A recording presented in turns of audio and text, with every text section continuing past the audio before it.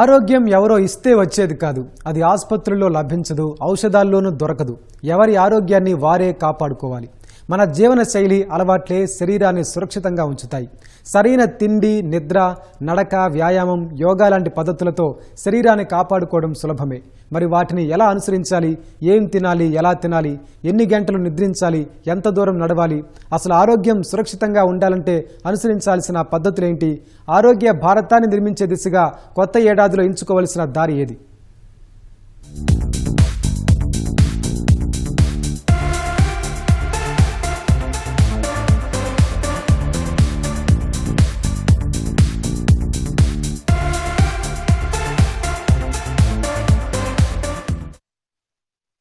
ఆర్థిక సంపద ఎంత ఉన్నా ఆరోగ్య సంపద లేకుంటే అంతా వృధాయే. అందువల్ల ఆర్థిక సంపదను ఎంత జాగ్రత్తగా కాపాడుకుంటామో ఆరోగ్య సంపదను కాపాడుకోవడానికి కూడా అంతే ప్రాధాన్యత ఇవ్వాలి. ఇటీవల కాలంలో ప్రజల్లో ఆరోగ్య స్పృహ పెరిగినా మరికొందరు దాన్ని నిర్లక్ష్యం చేస్తూ కోరి రోగాలను ఆహ్వానిస్తున్నారు. అందుకే అలాంటి వారందరూ కొత్త ఏడాదిలోనైనా మేలుకోవలసిన సమయం ఆసన్నమైంది. ఇందుకు బోలెడు మార్గాలున్నాయి. మంచి ఆహారం, వేళకు నిద్ర, వ్యాయామం, యోగా, ప్రాణాయామం, ధ్యానం, నడక సహా దురలవాట్లకు దూరంగా ఉండడం, ఇలా పెద్దగా ఖర్చు లేకుండానే ఆరోగ్యాన్ని కాపాడుకునే మార్గాలు బోలెడు మన కళ్ల ముందే కనిపిస్తున్నాయి.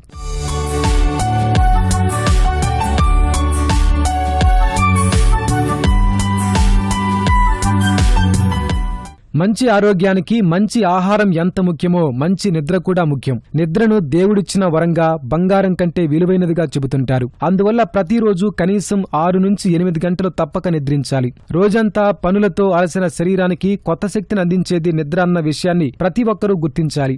ఆలోచనలు సక్రమంగా సాగాలన్నా, ఆరోగ్యం ఇనుముడించాలన్నా ఇదే కీలకం. శరీరంలో జరిగే ప్రక్రియల్లో ఖర్చైన శక్తిని శరీరం నిద్రలోనే అందుకుంటుంది. మెదడుకు కావలసిన శక్తి, ఏకాగ్రతలు తిరిగి పొందడానికి నిద్ర అత్యంత కీలకం. పిల్లల శారీరక, మానసిక ఆరోగ్యానికి తోడ్పడే గ్రోత్ హార్మోన్ నిద్రలోనే విడుదలవుతుంది. నిద్రతో వ్యాధి నిరోధక శక్తి పెరుగుతుంది. మానసిక సమస్యలు, ముఖ్యంగా ఆందోళన, కుంగుబాటు వంటి వ్యాధులు రాకుండా కాపాడుతుంది. కాబట్టే నిద్రకు అంతటి ప్రాధాన్యం. దీర్ఘకాలం సరిగా నిద్ర పట్టకుంటే శరీరం కుప్పకూలుతుంది. అధిక రక్తపోటు, మధుమేహం వంటి జబ్బుల కుప్పగా మారుతుంది. పిల్లల నుంచి పెద్దల వరకు అర్ధరాత్రి దాకా సెల్ ఫోన్లు, టీవీలు చూడడం పెరిగిన ప్రస్తుత కాలంలో అంతా నిద్ర ప్రాధాన్యతను గుర్తించాలి. అలాంటి అలవాట్లను పక్కన పెట్టి కొత్త ఏడాదిలో వేళకు హాయిగా నిద్రించడం ఆరంభించాలి. నిద్ర కరెక్ట్గా ఉండడం, ప్రాపర్గా అంటే స్లీప్ ఉంటే ఆ మనిషి ఎంత అంటే అంత ఆరోగ్యంగా ఉంటారు.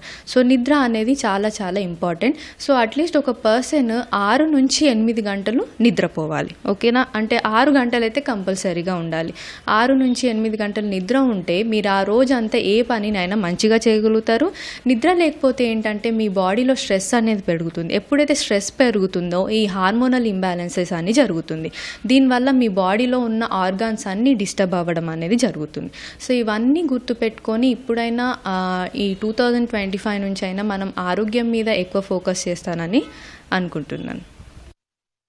ఆరోగ్య పరిరక్షణలో మానసిక ప్రశాంతత కూడా అత్యంత కీలకం. మనుషులకు దిగులు, ఆందోళన, బాధ, విచారం వంటివి సహజమే. ఇవి తరచూ వదలకుండా వేధిస్తే మానసిక పరిస్థితి బాగాలేదని అర్థం. ఇది రోజువారీ వ్యవహారాలపై ప్రభావం చూపిస్తుంది. సామాజిక సంబంధాలు దెబ్బతింటాయి. అజీర్ణం, నిద్రలేమి వంటి సమస్యలు బయలుదేరతాయి. రోగ నిరోధక శక్తి సైతం క్షీణిస్తుంది. కాబట్టి మానసిక ఆరోగ్యంపై ఓ కన్నేసి ఉంచడం తప్పనిసరి. యోగా, ప్రాణాయామం, ధ్యానం వంటివి మానసిక ఆరోగ్యానికి ఎంతో తోడ్పడతాయి. రోజుకు 10 నుంచి 20 నిమిషాలు ధ్యానం చేయడం మంచిది. గాఢంగా శ్వాస తీసుకుంటూ మనసును ఏదో ఒక దానిపై లగ్నం చేస్తే కొత్త ఉత్సాహం వస్తుంది. చిత్రలేఖనం, డాన్స్ వంటి హాబీలు కూడా ఎంతో మేలు చేస్తాయి. ఇవి ఆనందం, సంతోషం కలిగిస్తాయి. ఆత్మవిశ్వాసాన్ని ఇనుమడింపజేస్తాయి.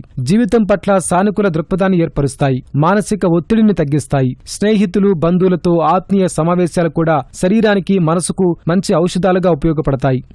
చాలా వరకు ఇప్పుడు ఏం చేస్తున్నారంటే లేట్గా తినడం చేస్తున్నారు. నిద్ర సరిగ్గా లేకపోవడం, మళ్ళీ ఊరికేనే ప్రతిదానికి టెన్షన్ పడిపోవడం, బాగా స్ట్రెస్ తీసుకోవడం, ఇవన్నీ ఏంటంటే చాలా దీర్ఘకాలిక సమస్యలు వస్తున్నాయి. మెయిన్గా ఏంటంటే అందరికీ ఇప్పుడు చూస్తుంటే అంటే ఇప్పుడు ఎక్కడ చూసిన హాస్పిటల్లో స్ట్రెస్ ఫ్యాక్టర్ అంటే స్ట్రెస్ వల్ల చాలా ప్రాబ్లమ్స్ వస్తున్నాయి. వాళ్ళు అంటే దేని మీద కాన్సన్ట్రేట్ చేయలేకపోతున్నారు. ఫుడ్ కూడా తీసుకోలేకపోతున్నారు. ఇప్పుడు ఇంకా పిల్లలు అంటే కొంచెం యంగ్ పిల్లలు చూడండి, అంటే ఒక 20-25 ఇయర్స్ పిల్లలు వాళ్ళు ఏంటంటే కొంచెం తిన్నా వాళ్ళు లావ్ అయిపోతున్నారు. డైటింగ్ చేయాలి, ఇవన్నీ ఫాలో అవుతున్నారు. దీనివల్ల ఏంటంటే కరెక్ట్ పోషకాలు తీసుకోవట్లేదు. సో పోషకాలు ఉన్న ఫుడ్ తీసుకుంటే మనకి ఏ ఆరోగ్య సమస్యలు అనేవి రావు. మన శారీరక ఆరోగ్యము అంటే వస్తు సంపద, ఆర్థిక సంపద, ఆరోగ్య సంపద, జ్ఞాన సంపద అని రకరకాల సంపదలు ఉంటాయి. దాంట్లో తిరిగి రానిది, పొందలేనిది మన శారీరక సంపద, ఆరోగ్య సంపద. దీని మీద దృష్టి పెట్టి దాని మీద మనం ఒక నిర్ణయం తీసుకుంటే మంచిది.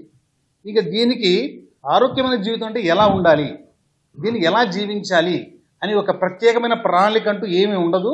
తనకు తగ్గట్టుగా తాను ప్లాన్ చేసుకొని దాని తగ్గట్టు జీవితాన్ని గడపాల్సి వస్తుంది. మరి ఏం చేద్దాం, ఎలా చేద్దాం? ముఖ్యంగా మరి ఒక్కసారి నేను చెప్పదలుచుకున్నది ఏంటంటే, ఉదయమే సూర్యోదయానికి మునుపే లేవాలి. ప్రతిరోజు నడక 1 గంట నడక సాగించాలి. 3 to 4 లీటర్స్ ఆఫ్ వాటర్, ప్రతిరోజు శుద్ధమైన స్వచ్ఛమైన నీరు 3 నుంచి 4 లీటర్లు తీసుకోవాలి. మితమైన ఆహారం, మితమైన వ్యాయామం, ప్రశాంతమైన నిద్ర, ఈ 4 దేవుడిచ్చిన వరాలు, ప్రకృతి ప్రసాదించిన వరాలు. వీటిని సరైన రీతిలో సరైన సమయంలో వీటిని వాడుకుంటే ఆరోగ్యం బాగుపడుతుంది.